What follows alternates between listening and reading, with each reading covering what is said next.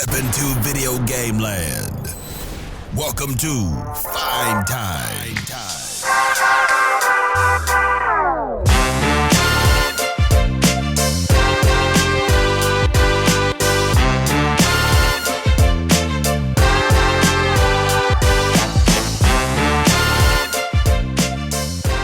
Hello, party people. It's your boy, Dre. You already know what land we're in, thanks to our inexpensive radio indents. And I'm here with Steve. See, I was kind of hoping this week we'd be in free medical care land, but no such luck this week. Where did we get that? I don't know. Not here, obviously. There's a land with free medical care? I mean, we live. Isn't America the greatest country on the face of the planet? How come we don't have that? It's a land of contradictions, Andre. I thought you were going to say it's a Land O' Lakes for some reason. Why would I say that? Because we canceled the Land O' Lakes lady. That's why. I don't see what one has to do with the other, but okay. I'm just telling you where my brain is at. That's all. I'm just telling you what I was thinking about. I wonder if the audience can tell that Kevin is not here today already. Oh man. He was caught shoplifting a bag of fully dressed chips. He will be missed. I think they're all dressed. Not fully dressed, all dressed. One of those. Let us know in the comments which one. Nobody knows what we're talking about.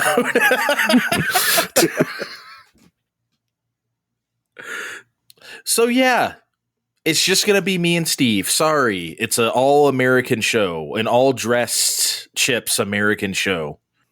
Wait, how does that work? So we barely get those here. I mean, apparently you do because you live up there near Canada. I'm way down here. You don't have the magical gas station that sometimes gets things?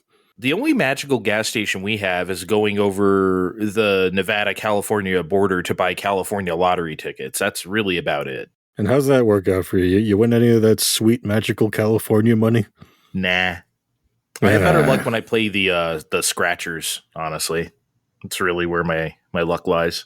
And are they magical California scratchers?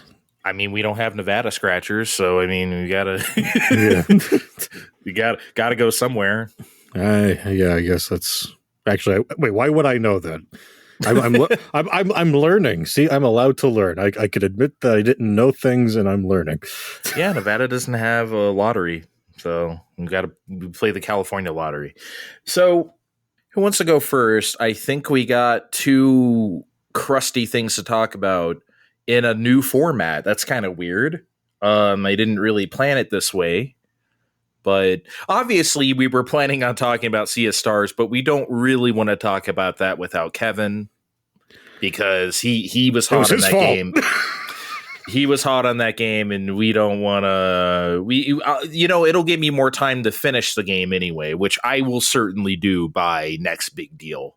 Yeah, I hope I can finish it by the next big deal, because one thing I'll just say right away. Remember what I was bitching about the percentages on that one time of the meter of how far there is to go? It's not here. They took that away from me. You're talking about on like the PS5 front end menu, right? Like the percentages, how much you did, how much you done did. Yeah, Sabotage decided I didn't really need that this time. Like they must have listened to that to my complaint about it the other time, and at the last second, like, okay, Steve hates this shit. We need to impress him this time. Get that shit out of here. But we got it tuned down to an exact 0.1%. Get it the fuck out. I don't think any of those things are accurate anyway. I think you know what I think those percentages are? They're just following the trophy of like beat the game, right? And however they calculate that trophy and the percentages that go into that is how that appears, or rather how that manifests on our front screen. I think that's all that is. I don't think it's very scientific at all. Well, either way, it's not in Sea of Stars on PS5. Because I'll tell you this, In Armored Core 6, it's doing like it says like 20%, then 40%, then 60%. Like, obviously, that's not true. Every mission I beat should like tick up the thing, right? I just think there's like 5 chapters in the game, and every time I beat a chapter, they're upping it by 20%. I think that's all that's happening. I see. Yeah, if I had to guess. No, I have not beat Armored Core 6 yet because I was playing Sea of Stars. I need to get back to that shit. Anyway, who wants to go first? I mean, I'm gonna force this upon you. Fine. I'm gonna make you go first because you have the more timely, crusty thing. Yeah, let's talk about timely. I wanted to save this for Nintendo Direct, but fuck it. I can't wait anymore, Andre. I've been playing the fuck out of F-Zero 99. Have you now? Yeah, it's not the first members-only Battle Royale experience we've had on Nintendo Switch Online. But honestly, I think it's the best one so far. I mean, granted, we've had Tetris, which is still on, Mario 35, which they took away from us in the Great Mario Purge of 2021, and Pac-Man 99, which sucked. So you think this is better than Tetris 99? I personally feel it is. Okay. I could see why people would disagree, but I feel like it conveys what F-Zero is trying to be so well that I like it that much. There were the joke tweets back when Tetris 99 came out where everyone was like, the smart ass is going, what would be good? F-Zero 99. But the more of those I saw, the more I sat there and thought, with tweaking and balancing and whatever else, that would make all the sense. GX had the death race mode. So what happens? Because did you play this, Andre? No, I have not played it because I'm a bad podcast partner. If I were a better podcast partner, I would have played it at least a little bit.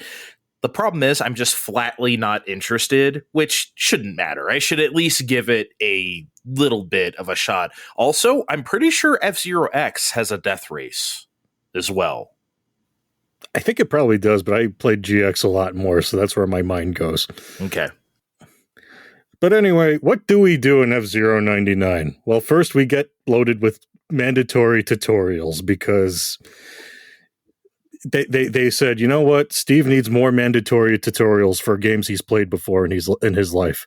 And I wish we could skip I wish they would just put up one that said, hey, have you played F-Zero before?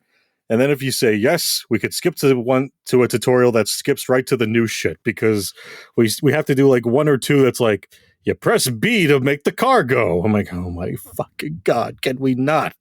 This is made for literal children to play and grandmas. They need to make sure. Okay, but I just want to be able to skip it sometimes. That's all I really want. Mario RPG did this in 1996. Why did we go backwards from this? Because back then, only I hate to use this term, as you well know, but hardcore gamers played stuff like that. So they knew everyone who was going to pick that up knew what they were doing. So. But anyway, after we were all taught how to race our death sled and with all the old and new elements, you and 98 other people get to go on the modified classic F-Zero tracks. And what do I mean by modified? It's the same general layouts of familiar Super Nintendo courses, but with increased width, more boost pads, general accommodations for, that many people to race at the same time. But there's other additions too, like spin attacks and boosting whenever after the first lap, at the risk of craft integrity that appeared in later games. And they all really keep your ass on edge, especially when KOs repair your craft fully. 100% health? Yeah, but it's not the easiest thing to do when everyone else is trying to kill your ass as well. Yeah, but that's a huge incentive that it's not just here's a little health boost. No, if you really go for it and you get that kill, you get all your health back. That's actually pretty crazy. It is. Like I said at the top, there's a smattering of courses so far. On a normal mode, they make you vote between two of them. So unfortunately, because everyone knows F-Zero because of Smash Brothers, when Mute City comes on, it's going to be like 80 people pick Mute City and 20 people pick the other course. I get it. We had the same problem with Super Mario 35. Oh, 1-1's a choice. Everyone's going to pick 1-1 as the start level. I get it, but it made me insane because you know how that works in Mario Kart 8 Deluxe, where there's like the 3 courses you get to pick, and people would just if certain ones came up, it's like, well, I guess we're playing that. It's like, oh man. Anyway. It's why it's a very good thing that there's other modes that rotate in intermittently, like every 15 minutes to half an hour or whatever. Like there's team mode, which kind of sucks. You just split down the middle, 50-50 who's out, and you flip a coin whether your team really wins or not. There's the super track mode. I forget what it's called, really called offhand, where you have to pick one of the harder tracks between something like Port Town 2 or Deathwind, and watch 30 people die in the first 2 seconds. Yeah, Deathwind will get you if you've never done that before. And then there's where I feel the game really shows its stuff in Grand Prix. Steve, isn't that the basic bitch mode in F-Zero in the first place? Yes. But you get to play this mode by getting tickets that you get by playing the other modes, and you race in a series of 5 preset courses in a row, if you're good enough. Because much like F-Zero, OG F-Zero, if you're not at least keeping pace, you lose. And the cutoff gets more intense as you go along, and that leads to more risky maneuvers and plays. Do you try knocking this guy out? Is that newfangled Skyway thing they showed in the video really going to help you out when you need some of those boost arrows down there? My ship is being held by duct tape at this second, but I'm about to disqualify. So am I about to really hammer that boost button to make sure, I cross the line on time? So yeah, between that and all the fun unlockables, I'm having fun. I want to see this keep going. I want more tracks and racers, maybe the ones from the Satellaview game. I know I'm a Super Nintendo head. That does sound like interesting risk-reward mechanics, though. Because obviously those are things that I really love in games in general. And you just kind of described a few of them that really do sound appealing. Maybe, I know you weren't trying to necessarily, but I think you kind of sold me on trying this. I think I kind of want to play this now. Not to be an ad, but it's free with our subs, so what are you really losing? Time that I could be playing the wonderful Sea of Stars or something. Time that you could be using the masturbate. Got it. That's not a euphemism. I'm gonna make a Sea of Stars. That would be masturbating. Oh, baby. I'm gonna make a constellation in space. Tell me more. Don't stop. This is the sexiest show of all time. The absolute sexiest show of all time. And we didn't even read any JAV titles. So is that it on F-Zero? I almost said F-Zero X. F-Zero 99? Is it? Yeah, F-Zero 99. Go play it. Everyone go play it. Okay. Well, I've been playing Etrian Odyssey HD. So for anyone who doesn't know, Etrian Odyssey is a long-running series on DS and 3DS of first-person dungeon crawling games. The type where you pick your party of archetypes and you go down there and you just start adventuring. You can come back up to the town. There's a shop. There's a person who gives you missions or side missions or whatever, and that's it. You just explore. Which, Steve, as you well know, is my happy place. I love first-person dungeon crawling, as the show has proven, whether we've talked about Sword of Vermilion together or Shining in the Darkness together or the original Phantasy Star.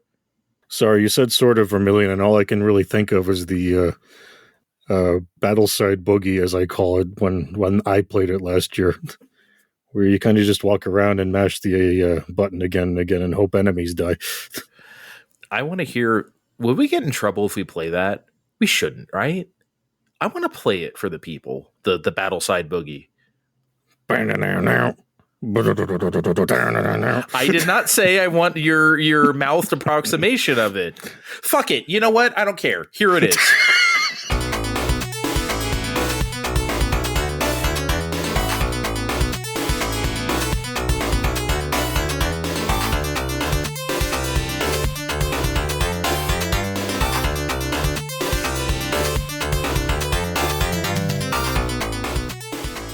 Okay.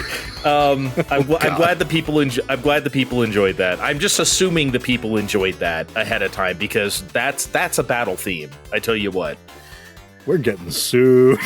I don't give a shit. We can play one video game song once in our almost 2-year history. It's fine. People do it all the time. And you spent it on the battle side boogie from Sword of Vermilion. They're all bangers. They're all bangers, including that one. Anyway, I guess that's a good inroad. Etrian Odyssey does have bangers as well because the music in these games is composed by Yuzo Koshiro, the legendary composer, maybe the best video game composer of all time, in my opinion. And we never shortchange Yuzo on this show. So, yeah, I don't know what else to say other than the music is fantastic. They really cleaned it up, Steve. I would say it's akin to the job they did on Phoenix Wright HD Trilogy. That's good because as much as I love my DS, that is one thing that that stands out. You cannot go back and listen to DS music without like going, oh no. Yeah, GBA was like pretty scratchy as well. DS cleaned it up a bit, but not really. But it, this will come up a little later. I would say actually the graphical uplift of Etrian Odyssey HD is also like Phoenix Wright HD Trilogy. It's just the exact same art, I guess, either sometimes redone or just exactly how it was, just redrawn. I would say with the same animation frames as Phoenix Wright HD Trilogy, which was actually one of the things I criticized about that collection. It would just, that sort of, I understand it was, their Game Boy Advance games first and foremost, they could only do so much, but that level of animation looked a bit jank when upscaled. I mean, it can't be helped because that's how it originally was, but regardless. Well, the thing is about Etrian Odyssey HD is that there is no animations. Nothing animates. It's fucking Dragon Quest up in this bitch. You just, none of the enemies animate. None of your portraits animate. None of the people in town even have lip flap or anything. Not that there's any voice acting. But it's just that simple of a game. But that's okay. I really feel like it is. And I went back and looked at the original DS game because I had never really played him. And yeah, they really did a good job about the only thing is that they just upscaled those assets and now made it 60 frames a second. That's really about it.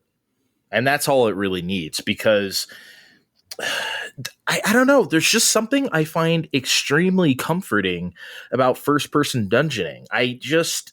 Can you explain it maybe? Like, I mean, I know you've played a number of these too. Maybe you don't like them on the same level as me. Have you played like Sega Aegis Phantasy Star or whatever? Or like, yeah, they're cozy. It takes you back to a time we've left behind.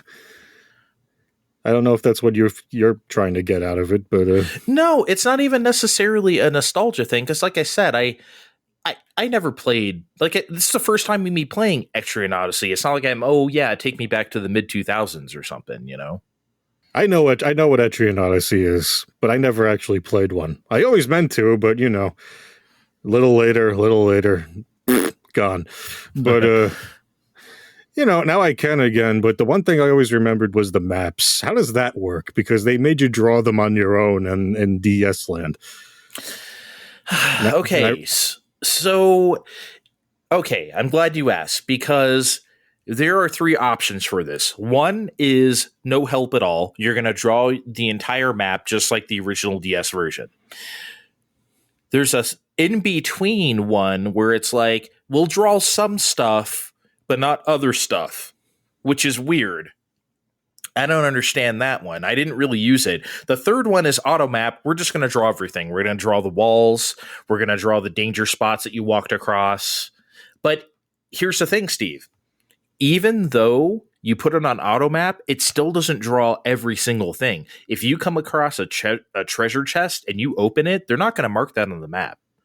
Or if you go through a door, they're not going to put a door symbol on the map. Or if a thing is locked, they're also not going to put that on the map. You still need to be active with the map and mark those things if you want to mark those things, which is fine.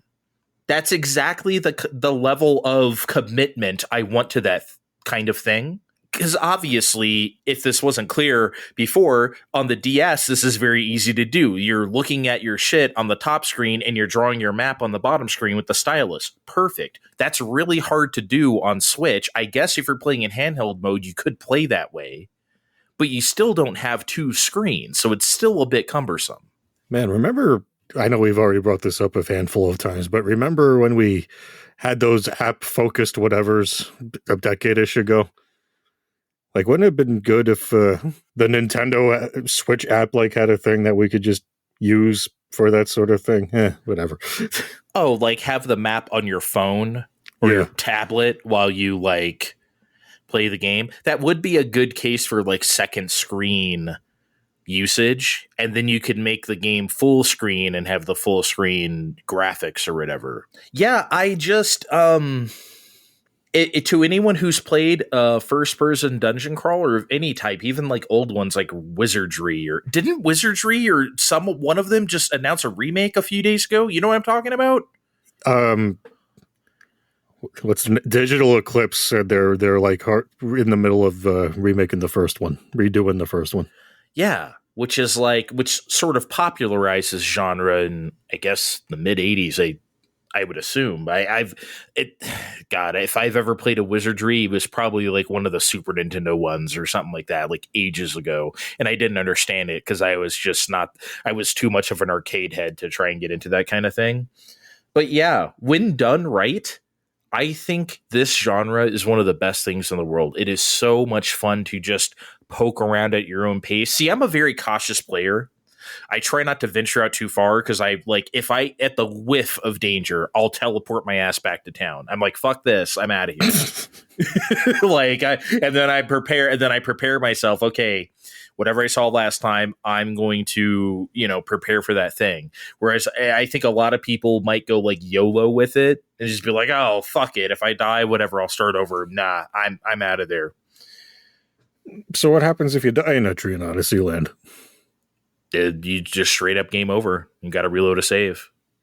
It's pretty old school that way. Huh. You do have a interim save, but it doesn't feel very interim because I figure that thing was there for the DS. If you really have to turn off the system, it's okay, you can make a temp save, which deletes itself when you reload that save. That save doesn't appear to delete itself anymore. I think you can now just save wherever you want if you want. Which is fine if you want to play that. I mean, there's nothing wrong with that. But I think what the core of this kind of RPG subgenre is the danger, the stench of death, I like to call it. This is something that can extend to roguelites as well. That's why Spelunky is one of the best roguelites of all time. It does that stench of death, that danger around every corner. It doesn't feel unfair like Spelunky 2. It just feels like, oh man, you are in a situation and you really got to navigate this. That danger element, that fear is really key. That's why I really like Shining in the Darkness, and I think you can agree with me on that. That game probably does it better than most. Shining in the Darkness was a good one. But that was back in the day where you had to draw your shit on graph paper. Totally not me cheating a little bit with the app and rewinding if I needed to. Nope. Hey, there's no shame in looking up some game FAQs maps or something on that game. There is no shame in that whatsoever, I think. Not that kind of thing is sort of a bygone. What are we proving in 2019? God, that is when we played it, huh? Jesus Christ. Well, I had the cartridge. I'm sure you downloaded it. No, I played it on the Switch Genesis compilation, like very early 2019. Well, yeah, that's where I did too. But I mean, I have the game card for that. When everyone's like, I don't need the Genesis app that comes with comes with the expansion pass subscription. I have the game card, which don't point out to me that it's been coming out with games that aren't on there. Okay. I don't know who that is, but there were a lot of them a while ago. But oh man, the last thing I want to say about this game is that the skill trees have like real ass choices. You can tell right away that you're not going to be able to get everything on the tree, even if you get to like level 99. So you really need to zero in on what you want to do, because let me tell you what, if you want to respec, you have to de-level 5 levels. That's the penalty for respecing. That is steep. I was about to ask that. That is steep. Yeah, it is steep. So you better make... And look, it's not unrecoverable. Yeah, you can grind a bit and get back up there. No big fucking deal, I guess. But still, you really want to make sure, okay, this is the kind of character I want to make. And then, well, here's the thing. It's not just choosing spells or passive powers or whatever. You can level up all those spells and passive powers to a factor of 10. So you can decide how powerful you want to be at any given thing. And then to get to other parts of the skill tree, well, you got to have fire to level 5 and your TP level, your MP rather, your magic points to like level 5 as well to get this other fire spell. So you need to really like map that shit out and think like, this is the place I want to go. But there's no making any super Omni character that's going to wreck the game for you. No, but I think that if you make reasonable choices and have a build that's not stupid, I guess, you know what I mean? Don't go in there with like 4 white mages, for lack of a better term, and like have, you know what I mean? Like, don't be dumb. I think you'll be just fine. But I want to teach all my sword guys magic. Well, that feels like a good idea. You're not even allowed to teach them that shit, so they don't even let you. Fair enough. It's not like Phantasy Star Online, where you can teach your cast. A cast is a synthetic being, like a Reploid or whatever. You can teach your cast to do magic, but casts are really shitty at magic because they're robots and they don't really have that like ability, but you can teach them it anyway if you really want to punish yourself. This game doesn't let you do that. Anyway, we'll be right back with Nintendo Direct. You're coasting with Fine Time.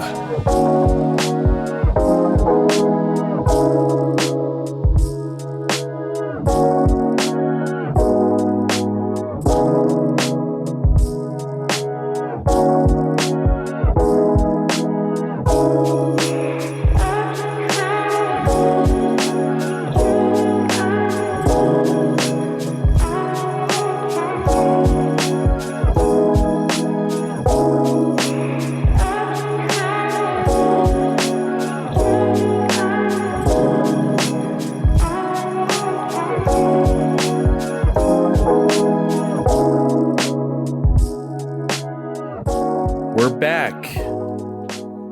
A dinosaur story.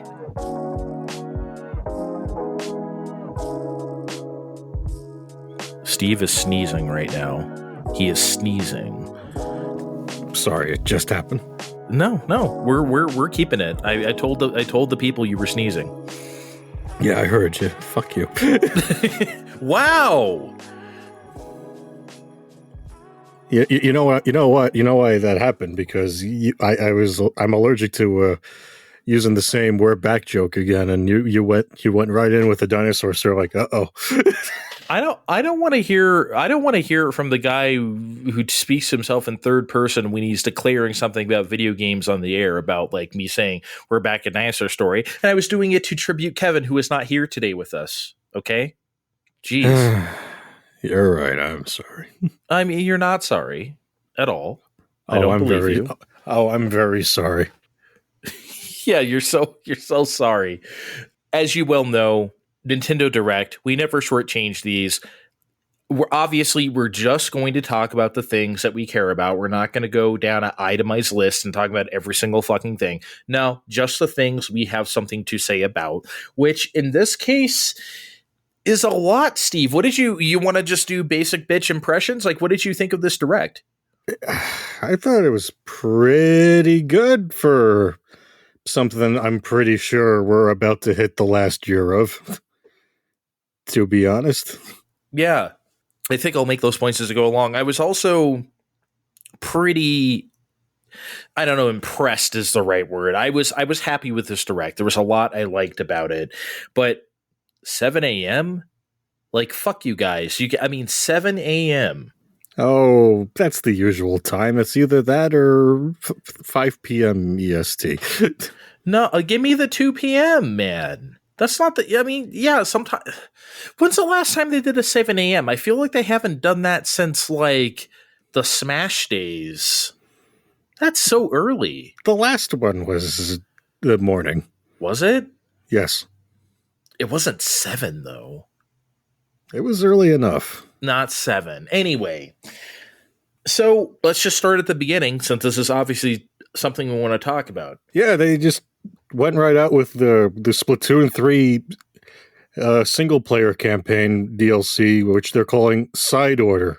You get it? Because it's going to be around Order, which we all voted in the last time, and in Splatoon 2, and it's like food. They're very funny. They're very, very funny. Yeah, it's not funny. It's actually been delayed to spring of next year, so the joke's on us. I quite honestly didn't remember when it was supposed to come out, so... I'm pretty sure at the beginning of the year when they had the first part, when they're like, go back to Splatopolis in Splatoon 1, even though it does nothing other than look different, that they said this part was going to come out around fall. So I think... Or I'm making this up too. Maybe we're all making shit up about Directs lately. You're probably right. But honestly, this looks like it's going to be a lot of fun. And they're making this look like a roguelite with different things promising replayability. I can't wait. I think that's the exciting part for me too, the roguish nature of it. Because if they can come up with some really fun, repeatable questing, and areas in the style of the Splatoon 3 single player with that kind of craft, that's going to be a lot of fun. I hope that desaturated aesthetic, though, doesn't get boring to look at. Like, I can see that happening. But other than that, I think, obviously, this is great. They probably expanded it in scope because they never did say this was going to be, like, this kind of thing. I just figured it would be, like, almost said Octomania, Octopopolis. What was it called in Splatoon 2? I figured it was just going to be like that. Octo Expansion. Octo Expansion. Well, Octo Expansion ended up serving as the base for what the third game single player would be, where they just, okay, here's the thing, and here's the best weapon for it, but we'll give you more juice if you use this weapon instead. Steve, I'm proud of us that we made it through an entire Splatoon segment without accidentally saying Octopath Expansion, something we always seem to do. I tried really hard this time, hon. We always fuck that up. I don't know why. One or the other of us, we always say it. And I never catch it until editing. I'm like, oh shit, we just had Octopath Expansion. Oh man. Well, I think I said last Direct that we're just doing everything, huh? We're just remaking everything. This isn't going to be the usual end of a Nintendo console where it's just shitty and boring. Just port stuff, remake stuff, and that's what they're doing because they showed a Mario versus Donkey Kong remaster. Or do we know it's a remake of the original game, right? This isn't new levels. From what I can tell, it's a remake of the original game. It's got the sound samples from the opening and everything. Buy them all. Buy them all. Buy them all. Me and Ven, it's been 20 years. You know which one is still our favorite? Bananas. Bananas. We love that one. You know why? Because it just has a picture of bananas on the TV screen with like exclamation marks. It's like bananas. That's the entire commercial. Bananas. It was so ridiculous to look at, man. Well, okay, even if it's a straight remake, that is super cool. Really, really cool. Like, I wonder, this game, and I forgot to mention this, and I meant to mention this up front.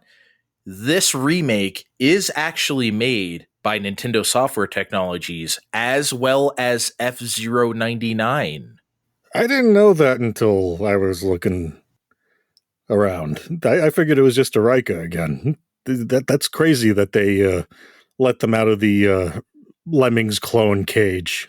Yeah, that was the disappointing thing about Mario vs. Donkey Kong, right? Every sequel was just a crappy Lemmings clone, and I just never liked any of those, and they kept making them. I actually liked them, but they didn't stop. They didn't fucking stop. They didn't even... We get it. They were so disappointed with how Project Hammer was coming along. They're like, no, you get to make Lemmings forever. Wasn't there, like, crazy allegations of that time, too, saying, like, the Japanese managers there would only respect the other Japanese people? There was, like, accusations, like, of that type of shit. Did you read up on that shit before? I've read that around, but I'm not going to pretend I'm super well versed with how there was like factual all that is. There was like a big schism between like the American and Japanese staff, and it was like very adversarial. It was crazy. And I thought that studio would never come back from this. But here they are. I've said it before and I'll say it again. NST, Nintendo Software Technologies, from the late 90s, early 2000s, really carried Nintendo. Really did. Whether it was Ridge Racer 64, whether it was Wave Race Blue Storm, they did so much good shit at that time. It was unbelievable. And I really appreciated their output at the time. I thought it was so sad what happened with Project Hammer, not because the game got canceled, just because it's like, I want NST back. Before they had to make Lemmings clones forever. Now they're back. Hopefully this means that they could be a real studio again. I'm going to make a confession, though. And I don't know how controversial this is. I think Mario vs. Donkey Kong is better than Donkey Kong 94. I do. Like, obviously, Donkey Kong Game Boy, if you will, Donkey Kong 94 was first, and it really updated that old school Donkey Kong style to a full-on game, real game. And not just like a few arcade levels. They really brought that concept to full life. But I think Mario vs. Donkey Kong, with that knowledge, just did it better. Is that weird to say? I don't know. I haven't played that as much as 94. I've admittedly gone a few laps on 94. I've only played Mario vs. Donkey Kong once. I'm pretty excited for this one. If any Game Boy Advance game needs to be remade, it's this one, because, oh my God, I guess you'd call them pre-rendered-esque graphics do not hold up very well at all. They don't. They were built for that small screen, and it was great for the time, but yeah, not now. Even when we got the Ambassador version on 3DS, I'm like, oh no. Oh, this is not great. And I know some people would be like, oh no, can't we just get this on Game Boy Advance Nintendo Switch Online expansion pack? I'm like, you don't want it there, friendos. Yo, Kudo is already pushing it with how like pixelated that is. I just don't think Mario vs. Donkey Kong or anything else pre-rendered will work. Okay, Kevin wrote something in the notes here, but he's not here, but I want to address what he wrote here. He was asking if Mario vs. Donkey Kong Remastered is worth $50, and I say absolutely yes. I don't think that's a problem at all. Because $50 is the MSRP. Inflation, and I'm not about to go eBaying, but I'm sure you have to pay for this game. Oh, we can pay $0 for this game. You know that. It's just, come on. I mean, I've seen this for games further down the list that are getting remade. I'm like, come on, if you're going to steal the game, steal the game. Otherwise, just appreciate that we have it on modern hardware. True. I'm just saying nobody's going to eBay to buy a expensive Game Boy Advance cartridge. That shit is Pirate City. Anyway, moving on. Just a few quick things. Prince of Persia Lost Crown. Impressive that they showed that off. I think it's also interesting that 60 frames a second must be so core to their gameplay that they didn't even sacrifice it on Switch. It still runs that way, which is cool. It looks cool. Not really interested in it. Still don't like the art style, whatever. Not for me, but looks cool. I mean, I'm going to play that on, premium Royale with cheese. When Ubisoft throws it on there a month later, they're gonna. I'm not buying that. I did get interested in Spy Anya though, because it's based off the Spy Family anime, which is been a bit of a phenomenon for the past year, and I'm glad Namco knows what this is. They know that, because I feel like, oh boy, they got another anime license. Time to just make it some crap. They're like, okay, they know they're going to just make it a cute life sim thing. And that means I will absolutely get this for $10 when it's on one of their anime game fire sales. Yeah, they do that for very often. I think Dragon Ball Z Kakarot PS5 is like $9 right now. I should probably pick that up because asshole Royale with cheese only has a PS4 version, which is stupid. Anything to say about Super Mario RPG? I think they showed a few like triple techs or whatever they are. I don't know. Yeah, they clarified on what some of the new meters and things do, and they even announced a post game where we can get rematches with characters and other things. So me and Kevin have a whole thing planned. Come back in a few months. We'll tell you all about it. And speaking of remakes and stuff coming back from the dead, Steve. Holy shit! Another Code Recollection is coming out in January. And for those who don't know, Another Code, I think, is like the Japanese and European name of Trace Memory. Anyone remember the DS game Trace Memory? That's Another Code.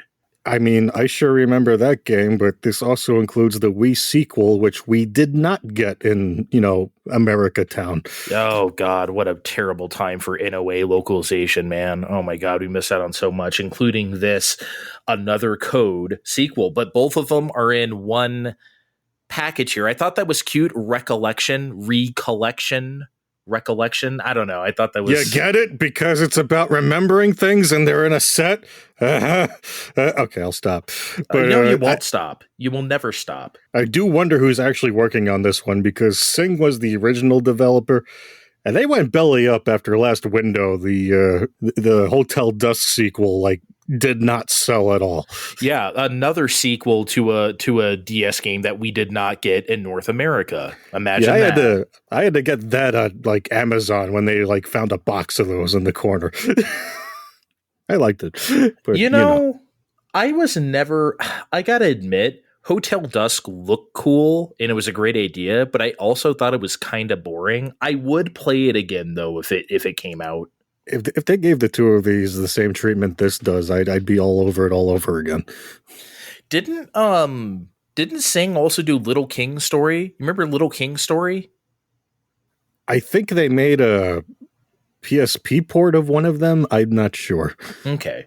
Anyway, this is a test case for everyone thinks those early DS games are gimmicky, just press stuff and touch stuff, and, it was just a novelty. This is a real test case to see if those games were actually good or if they were just a novelty, and I'm interested to find out personally. Something else I'm interested to find out about is, the untitled Princess Peach game, I think they had some other flowery title for it we had to use all summer, is now being called Princess Peach Showtime. Showtime. Does it have an exclamation mark? Showtime? Curiously, no. It should Really? have. It should have one. Yeah. I was wrong about the genre, but I'm not sure what genre it is. I thought we were in for some kind of adventure where we had a star pointer thing and it was going to help us out with things, but we're having a sword fighting segment, and there's another part where she's a chef, and I just love this new era of Mario where we're allowed to let Mario be crazy again. We've had this weird time in the early Wii U times where it's like, no, this is what Mario and friends look like, and this is what these are all the things they're allowed to do. They may not branch from this in any way, shape, or form. Yeah, that's kind of what I complained about when I was talking about playing Super Mario 3D World last show, or maybe the show before that. And yeah, that's kind of what I felt. It was very restrictive and quite frankly boring. And now we're just getting wild with it. Princess Peach Showtime, man, this is a really, really weird one. Like, my mind still can't get a handle on it. It's obviously not a platformer. It also doesn't seem to be like a straight up brawler like Wario World or something like that from that like fixed perspective. Mm-hmm. So I understand like the theater aspect of it, and like, you know, therefore you have different outfits and shit. Like, I get the motif, but I really don't know what we're doing here with Princess Peach Showtime. I guess I'm just going to get and find out. I am interested enough to try it. So maybe I'll just see this coming March and that's it. But this presentation left me with more questions than answers, for sure. Speaking of questions, they announced Tomb Raider 1 through 3 collection, and Tomb Raider is one of those big gaping holes in my resume where I'd only play a bit here and there. Do you think with all these new bells and whistles, this is something I could give a try, or should I really just look for one of those lifelike memory cards that Kevin used to have? No, look, I think it's worth playing these. You'll have to understand the times. They're 3D action adventure games from the mid 90s. So this was a very new technology at the time. You're going to have to forgive a lot of its quirks. But if that era of gaming is something like you like and can really enjoy, like, okay, this was an early attempt at that sort of thing, I think you could really get into it. You saw how well they cleaned up the graphics. That's pretty impressive. They did. Yeah, I mean, it still looks very PS1. She doesn't have like the Madonna cone bra boobs anymore. But like I don't know how else she would dig for treasure, but okay. Using her tits? Who said that? Anyway. Oh my god, are you just you can't leave me hanging on Fine Time. My God. One of my more unpopular opinions is that I think Tomb Raider, since like the reboot a decade ago, is just really, it's a tone that I find very, very off-putting. It used to be funny to make her swan dive into a pile of rocks or something and her body would crumple, like playing with the physics. And now it's just like a Saw movie when she dies in like those recent 3 games. It's like, ew. I get, like, I don't know. I get like aging something up. The old games are rated teen, the new ones are rated mature, but they have to make it like torture porn. Like, did they have to turn into like Hostile or something? I don't know, man. Like, it's a tone that I just don't really care for Tomb Raider. It's weird. I don't know why I feel that way. But anyway, I'm looking forward to trying these again, even if they're not particularly great games in 2023 or 24, I guess, when they're coming out. I would like to try them again. But then they showed Detective Pikachu Returns again, and I talked about this last time, but I really don't like the graphics in this game. I think they look really plain. I actually think the 3DS original looks better. Like, it doesn't even look as good as new Pokemon Snap, Steve. Like, and that's like a game designed to run at 60 frames a second at all costs. Like, that is like, you know, so they're turning off a lot of effects on that. I think new Pokemon Snap looks better. Like, also, weren't we supposed to get the original game on Switch, the original Detective Pikachu, and we didn't? Or am I making that up? I think as a group, we all collectively naturally expected them to port the first one to Switch just because why the fuck wouldn't you? Especially after the movie did so well, but they just didn't. I know I held out for it because I wasn't buying any more 3DS games in 2018. I got the amiibo. I bought the big fat Detective Pikachu amiibo. I didn't buy the game because I figured anytime now they're going to announce the port. They didn't. I'm probably going to play this one blind. I'm pretty sure I roped the Pokepals into this. I got to touch base with them later. Shh. Shh, Pokepals. Don't tell anybody. They showed something called Trombone Champ where you use like the IR sensor on the Joy-Con to like quote unquote play the trombone really badly. It looked funny, but also annoying. Kevin, never buy this for your kids or don't show them this. Yeah, I don't know if it was the off-tune trombones or the IR camera mode option, because there was just a plain old mode where you just lift it up and down like, that's no fun. But there was this other, the IR mode that you just brought up. I kind of want to try it. I didn't get to. I wanted to buy it and show my musically inclined sister the game, just for a few minutes of laughs and come back to you and be like, yeah, this sure was a thing. But I didn't get to do that. Sorry. I wonder how much it is. I hope it's not like more than $20. It's $15. Okay, perfect. That's exactly what that should be. So Steve, remember what we were just saying about a lot of remakes on Switch? And also remember what we were saying not too long ago about the late 2000s, like Xbox Live Arcade ass fucking remakes that like had graphics that like really bad 3D or like just 2D that looks smeary and shitty. Well, I think we got another one of those in Contra Operation Galuga. And guess what? It's developed by Way Forward, because of course it is. Hey, you know what? You get what you pay for. Hire cheap, get cheap. This game looks sluggish as hell. It looked like it ran at 30 frames a second, which for a run and gun seems to be like awful. You can't do that. Steve, I'm sorry. No? I mean, I'll get it when Konami has one of their many fire sales, but other than that, why couldn't they just shout down the hall to M2 and reissue the rebirths, like, for modern platforms? Like, come on, it's time. There has to be something weird with those that Konami's having a bug up their ass about, because M2 has expressed that they would like to. And you know how they are with Konami. Basically, they go to Konami and say, hey, we're doing this. And Konami's like, okay, for the most part. Hey, we're making a TurboGrafx 16 mini. Okay, right? I feel like this is a hang-up of theirs. Something is wrong here where Konami doesn't want to reissue these. Maybe Nintendo still has like some sort of exclusivity rights to them. And even if they do, so what? Just release them on Switch. Who cares? Yeah, we'll love it there. I'm going to try to not laugh every time I say Unicorn Overlord. I already failed. But Steve, come on. Look, we play a lot of Japanese stuff named all sorts of weird stuff in English terms. Unicorn Overlord.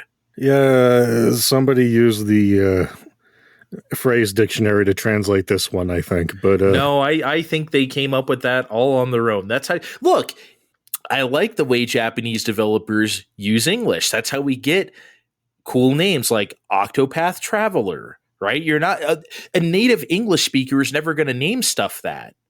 Which is cool, but Unicorn Overlord, buddy. Did you even see a unicorn in there? I didn't. No, there was no unicorns. Anyway, I mean what I'm about to say in a good way. The trailer for Unicorn Overlord felt like a parody of a JRPG trailer. Do you agree with me? Like the voice was so over the top. Like, yes. The jumble of words he was saying, embark on a fantastical adventure across. I mean, it was just so ridiculous. And yeah, like, but of course, Steve, I don't know how much you know this about me. I'm not a fan of Vanillaware. They are developing this game. I generally don't like their games very much. I get bored of them pretty quickly. The only one I ever really saw through was Muramasa, and that was like just fine. So they make great audio-visual experiences, but the gameplay never really holds me. I hope it's different this time. I'm probably going to be a sucker and try it, or maybe I'll have you try it first. But I mean, this looked kind of tactically too, no? At least that was the vibe I was getting. It did. Because, I mean, there were a handful of those too. There was this, there was War Tales, which everyone says is broken because they wanted to get that console first whatever out the door, and War Groove 2, and I wish I had time to fucking play all of these, but I don't. Unless unless you guys send me codes, then I'll make them priority one, but otherwise, I'll gets to them when I gets to them. Send those codes to findtimepodcast@gmail.com. I will make sure they get to the right person. Maybe. Just say you're going to wipe your ass with them and then forget. Did they say when that museum was opening? I thought they said spring, but okay, I didn't catch that. Where is it? Is that in Japan? It is in Japan. Okay, and I forgot where in Japan. If I was a good podcaster, I would have also. I literally just wrote the question in the notes instead of like actually researching it. So I guess that doesn't make me a better podcaster either. So anyway, I said, and it's opening in Japan. I'm like, well, I can't afford to go. Hey, I got a fun question for you. Well, not really question, but they had Bandletale and Song of Nunu, a League of Legends story. 2 different games with that tag on there. And this feels like a good time to talk about this as any. Does anyone else feel like these are the most cynical attempts to make League of Legends appeal to the real gamer types? Like they're trying to retroactively tell us that there's actually a rich legend to these legend leaguers? The answer to your question is yes. However, I feel like this might be the same kind of thing as like Monster Hunter stories, where they're just trying to capture a different audience. Oh, maybe that can get them into Monster Hunter proper. Maybe I'm wrong, but I don't know. But Monster Hunter stories is actually, kind of related to Monster Hunter in a way. These are just splattering out all over the place, and almost cynically, it feels like. I don't care how cute your fishing mini game is. I mean, I'm not going to be jumping into a Bandletale. There's like 3 other League of Legends stories. Well, or just one that I'm extrapolating into 3. I don't know. Just not for me. Remember when MK Mythologies was supposed to be a series and not just Sub-Zero? Yes. Not just Sub-Zero is supposed to be like, here's a Jax one. Oh, they did put that out. They put out Special Forces. It was like the worst game ever. There were supposed to be like a whole bunch of them, and it's like, oh, never mind. Well, it didn't help that that Sub-Zero sucked. Like, who knew that just making Mortal Kombat into a platformer as is was a bad idea? Yeah, jumping the exact same way you jump in a fighting game. Yep, great idea, guys. In similar big dick energy, Among Us has a new map, the Fungal. Like, they just had a whole trailer for that. Just saying, we got a new map coming. Like, remember 2 years ago when Toby Fox had similar big dick energy? It was like, to have the second chapter of Deltarune be Switch console exclusive for a week, and that was also a free download. I'm sure he was paid for that week of exclusivity, but I'm like, I just find it weird that they have like these direct announcements for free shit. It is weird. But I guess this has the panache to be like, Among Us is a popular thing. So like whatever. The Toby Fox thing was the ultimate BDE though, because that was just like a quote unquote new game. I mean, not really, but you know what I mean? Like it was definitely like, okay, here's just a project. Now you can download it. That was a dick drop. So the hammer at the end of this direct is the remake of Paper Mario: The Thousand-Year Door. And look, I know you're the Paper Mario guy. You love these. I don't. So let me get my shitty opinion out of the way first, and you can tell me I'm wrong. I'd be disappointed if I saw this, objectively speaking, as objective as I can be anyway. I'd be disappointed when I saw this remake. It's 30 frames a second. I never think it's a good idea when you remake something with half the frame rate. It doesn't look any better than it did before. Feel free to correct me if I'm wrong. Like side-by-side shots of this game to the original isn't really that much of an upgrade because it's so stylized that you're not really pushing tech in the first place, which is why it ran 60 frames a second on GameCube. And I know what people are thinking. You're always talking about frame rate, Dre. Well, guess what? This is a game where you have to time your fucking presses to get shit done. That matters. That's why the Super Mario RPG remake is 60 frames a second. That's why CSRs is 60 frames a second. That's why Mario and Luigi games are 60 frames a second. If you cut that from the Thousand-Year Door, come on, man. Like, I'm sorry. Look, you can tell me what you think right now and I'll shut up, but it's not just a frame rate. It's the fact that it just doesn't even really look that different. I'm not sure why this needs to be like another $60 product. They could have just thrown the original on the eShop, kind of like they just did for Pikmin 1 and 2, and I would have probably been happy with that as a hypothetical Paper Mario fan, of which I am not. So as a real Paper Mario fan, you tell me that I'm full of shit. Well, we all know I'm not as sensitive to frames as you are. But even if we're much further away from this game than we are from when Super Mario RPG was revealed. So I think your frame issue could be addressed.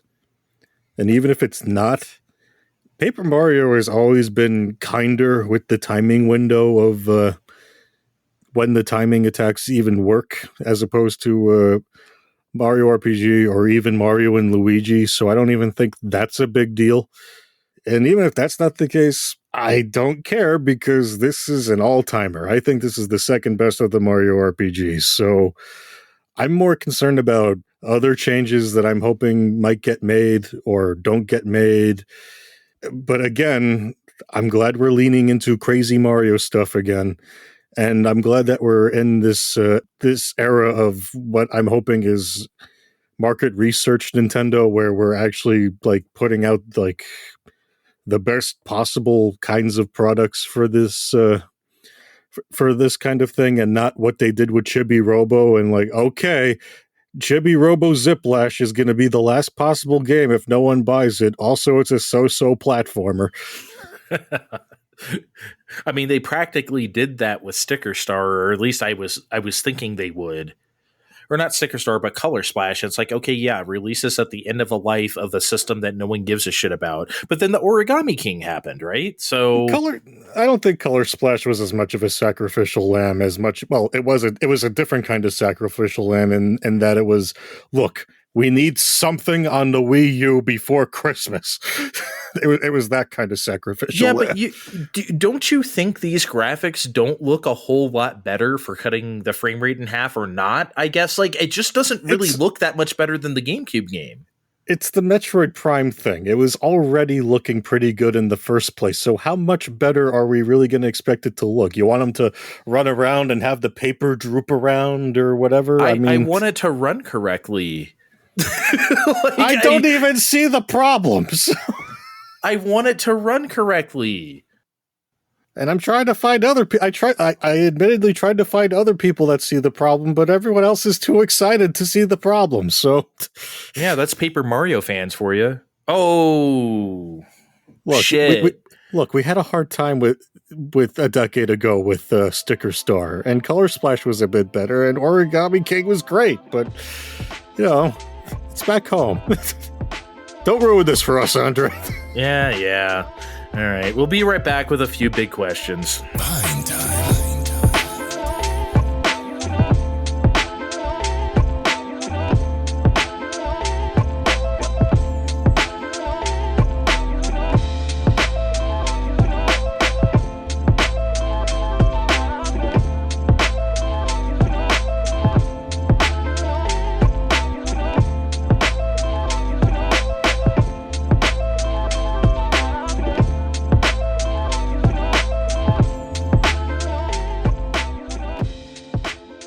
Okay, we're back.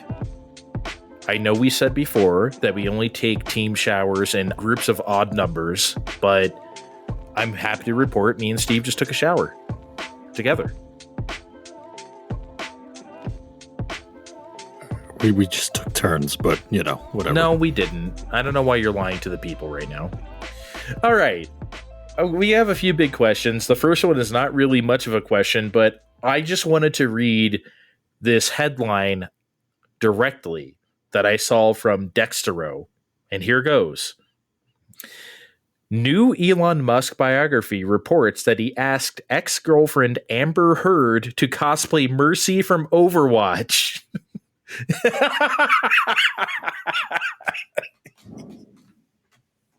How does this even get out? It's in a biography. Why would you even admit to that? It's just It's unbelievable. Mercy, though? Look, I know you haven't played as much Overwatch as me, but like, Mercy? Mercy. Like, not Symmetra, not Sombra, not Farah. Mercy. Come on, man.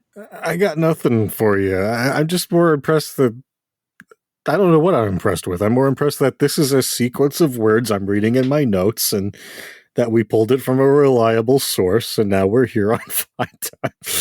That's an expensive cosplay to whatever, man. I don't know what else to say. I just had to say that out loud. So let's talk about this then. Okay, last month at Gamescom, Nintendo showed Switch 2, quote unquote, to the press behind closed doors. Okay, and we waited on this because we wanted to make sure it was true. A few weeks ago, we were hearing like, oh, bro, trust me, I saw this and that. And it's like, I don't know if I really believe this. But no, it is true. And it seems that the two things that were shown that we can get a handle on are the Matrix Awakens demo, the Unreal 5 engine demo. That was shown on Switch 2. We don't know to what capacity or how it was running. We could assume it was probably not too far off from Series S or whatever. And then they showed Breath of the Wild running on Switch 2 at 4K using DLSS, that's the key, at 60 frames a second with the fast loading we're accustomed to nowadays, Steve, which suggests an NVMe drive. If you remember when they first demoed the PS5 to people, Mark Cerny showed Spider-Man 2018 running on PS5 to show like an open world game that could fast load and you could do this and that and the other. It seems that Nintendo's doing the same thing with Breath of the Wild. Why didn't they pick Tears of the Kingdom? I have no idea. But Breath of the Wild was the showstopper here. What do you make of this? First of all, do you believe all these details? Secondly, how excited does this make you? Because this makes me excited as hell. See, in my head, I want to believe in a 4K dock 1080 portable system, so that part sounds okay. This is the part where I daren't dream. If they figured out how to cram what needs to happen to be fast loading into a handheld, that'd be absolutely terrific because I've been spoiled by the PlayStation 5. Well, you've seen the size of those drives, right? I don't know if you've ever opened up your PS5 and like seen one. They're small. Those could absolutely fit inside of like the current Switch body. They're not big. Yeah, but I'm also remembering that Kevin's Switch like almost committed suicide. So, I'm sure that's the sort of thing the engineer people have figured out. What does that mean? Overheating or whatever that needs to do. Oh, the heat. Oh, they figured out the heatsink stuff. You literally, the one I got, the second slot one, you literally apply the heatsink yourself to the thing before you like slot it in. It's fine.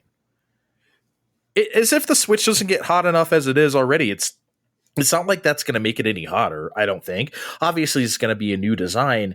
I think the DLSS, though, is very exciting. If you could have that on the system level, and you don't have to worry about things running at native 4K, because that's very easy to do nowadays with these upscalers.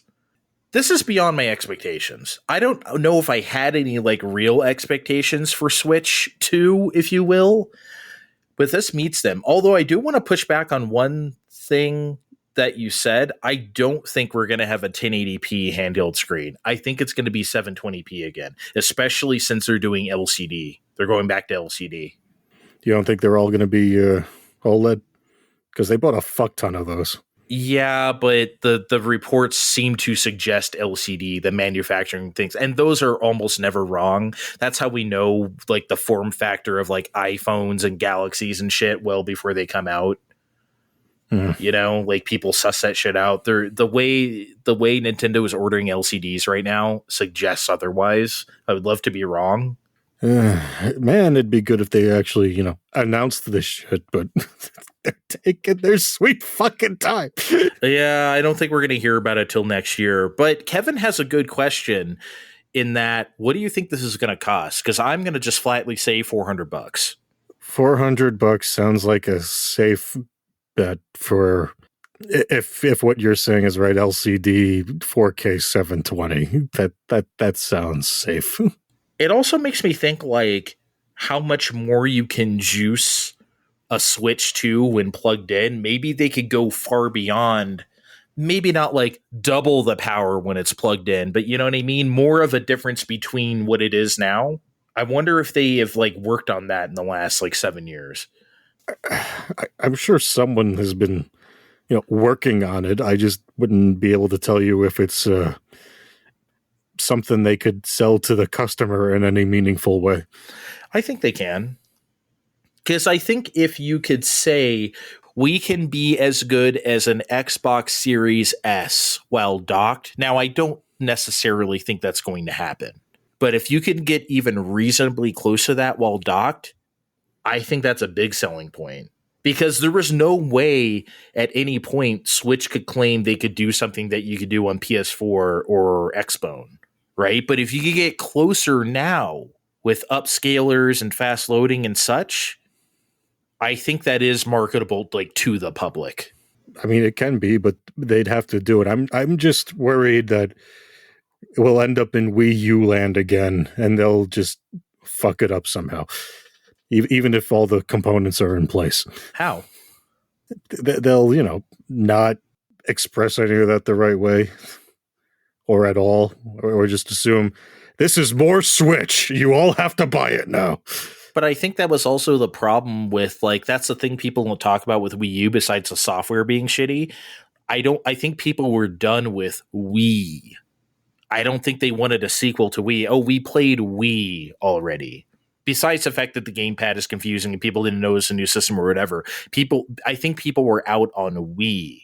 I don't think people are out on Switch, the name Switch.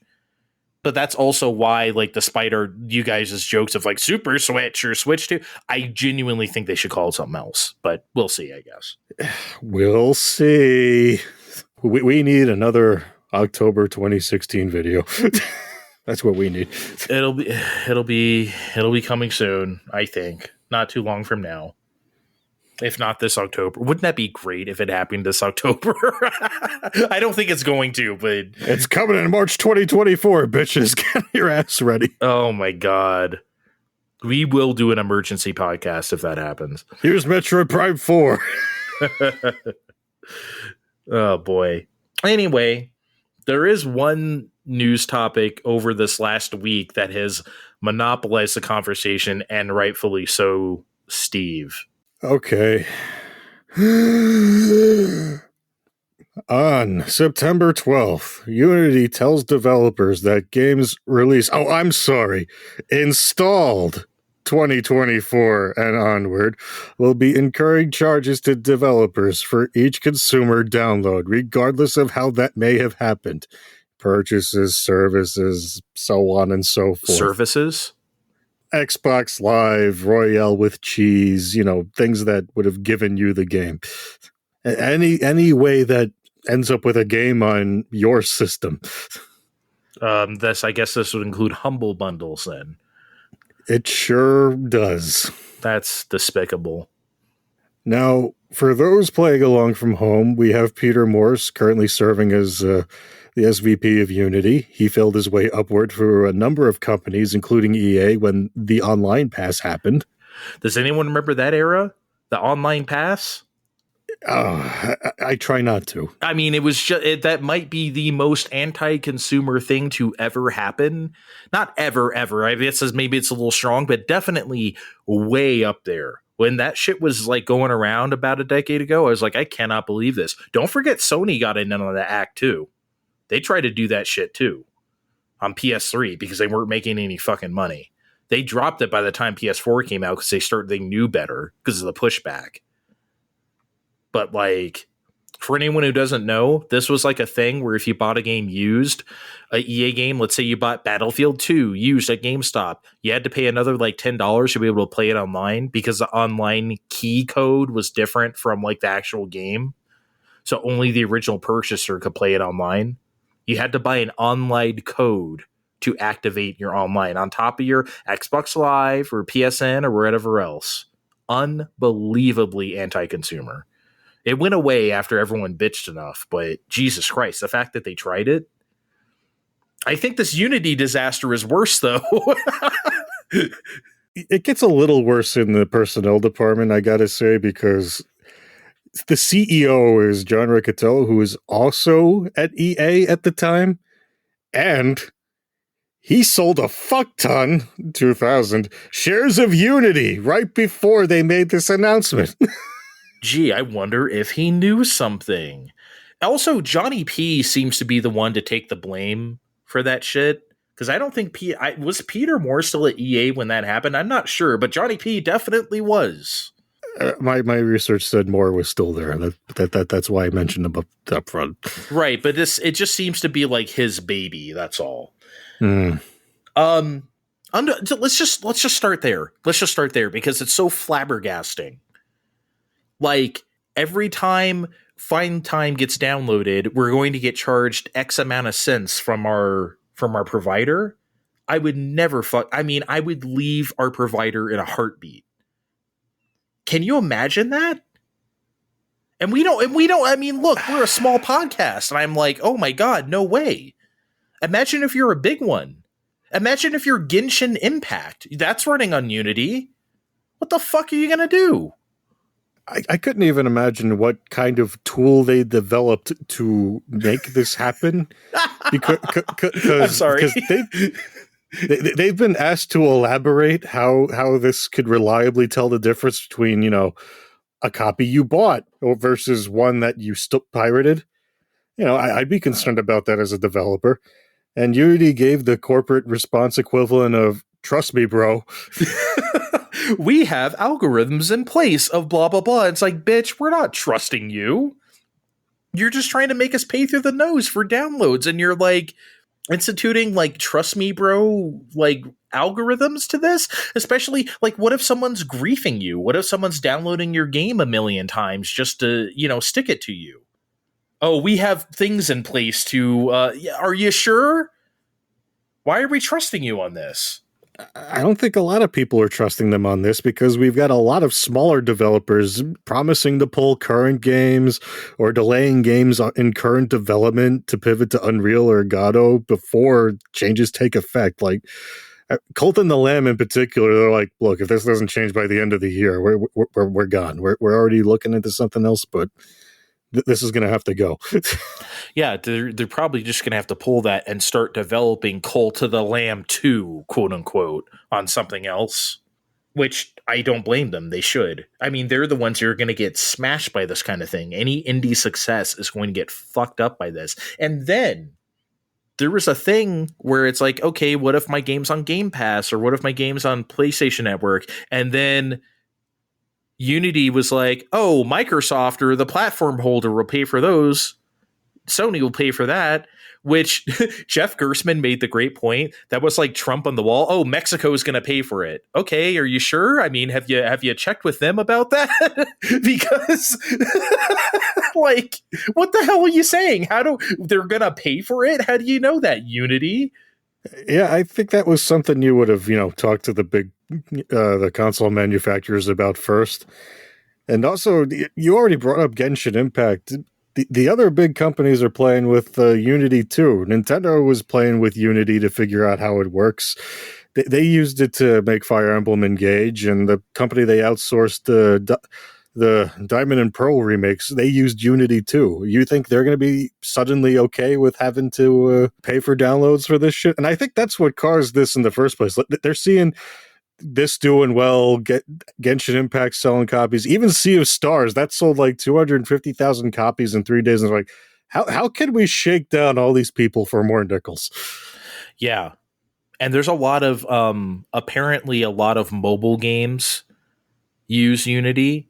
And they also use this ad thing that they put in their game for Unity games. A lot of those developers have stopped using that ad model to stick it to Unity because they get a cut of that too.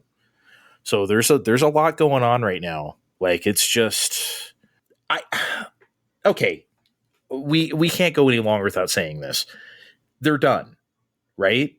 they can never come back from this. Even if they reverse everything, hey guys, forget about everything we said in the last 10 days, forget about everything. None of it happened. We're not going to charge you for downloads. None of this. We're sorry. Forget about all of that. They're still toast, aren't they? Oh no, they've absolutely proven they cannot be trusted at this point by letting it sit this long. The other night on the 17th, they pretended to start backpedaling with a tweet that reads, "We have heard you. We apologize for the confusion and angst the runtime fee policy we announced on Tuesday caused. We are listening, talking to our team members, community, customers, and partners, and will be making changes to the policy. We will share an update in a couple of days.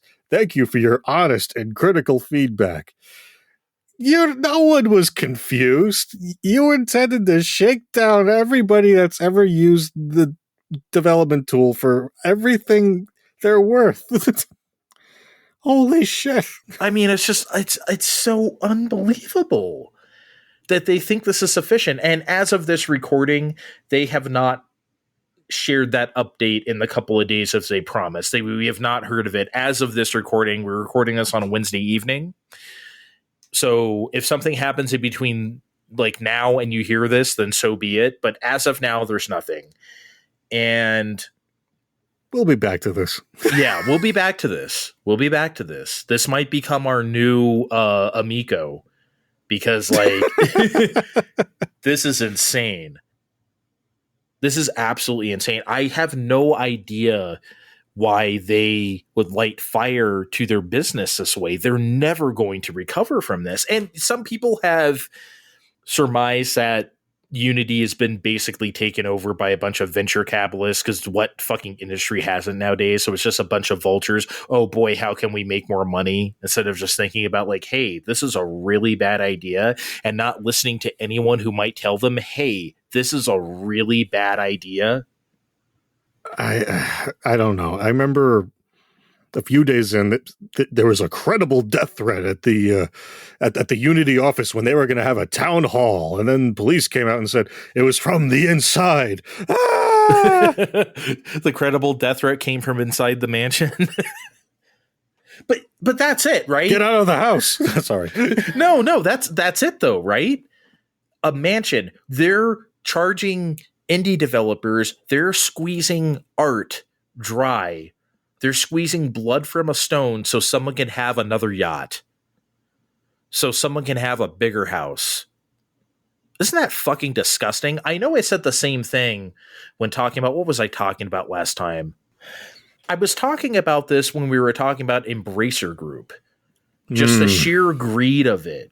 You know, we're going to gobble up all these companies. Oh no, we can't afford it anymore. So now we get to destroy art projects and lay off people and close studios because we spent outside our means and fucked everybody over. Like, it's the same level of disgusting. I hate capitalism crushing art so much. It's happening so much more often these days. It feels like every day, or rather every show we get on here and talk about another instance, and now it's Unity.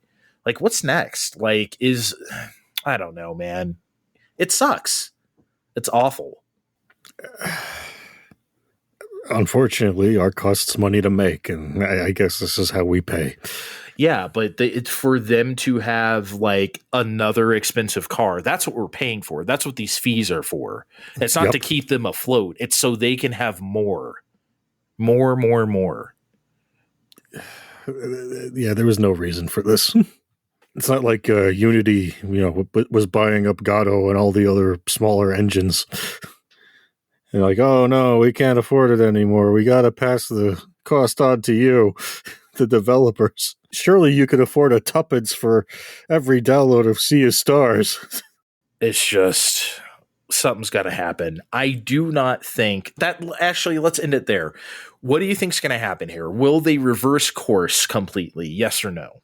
They will say a bunch of flowery words that sort of sound like they're going to, and maybe it sort of is, but they're not gonna. No. I sadly do not think they will either. I think this is going to stick around. They might severely lessen what they do in this regard. Oh, we're not going to have it be 20 cents. I was just saying 20 cents, by the way. I don't know what the actual. I thought that was the number I saw around. But... Okay, so I didn't just pull that out of my ass. Okay, it's not 20 cents. It's 5 cents. It doesn't matter if it's 1 cent, guys. It doesn't matter. You can't. It's over. So yes, I think they will keep the policy, and I think everyone will abandon Unity ASAP. Yeah, I think Unity, the company, is largely on the outs. Imagine destroying your entire business. Your functioning business.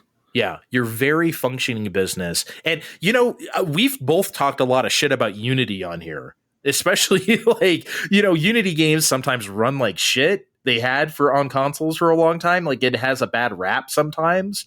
I've talked my fair shit about Unity. So don't get me wrong. It's not perfect. At the same time, there's a reason why a lot of people use it. And when used correctly, as is the case with any tool, it can be great. And there's a lot of games that run great and look great on Unity. But not anymore. It's over. Bye-bye. Bye-bye. I guess that's bye-bye for us too, huh? I sorry to leave you on such a sour note, but we we had to talk about the Unity. Well, there's a Paper Mario game. That was fun, at least. If you like that kind of thing. Haha. Hey, be nice. I will not. I will not be nice to Paper Mario. Join us on Twitter at Fine Time Podcast. Look in the description of this podcast to find our names on Blue Sky. See you next time. Bye. You've been listening to Fine Time.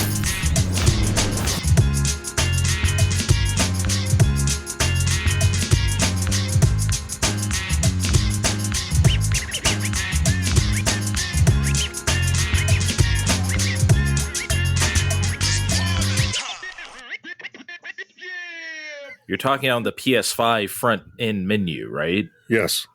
It's a siren. I hear it too. Fuck.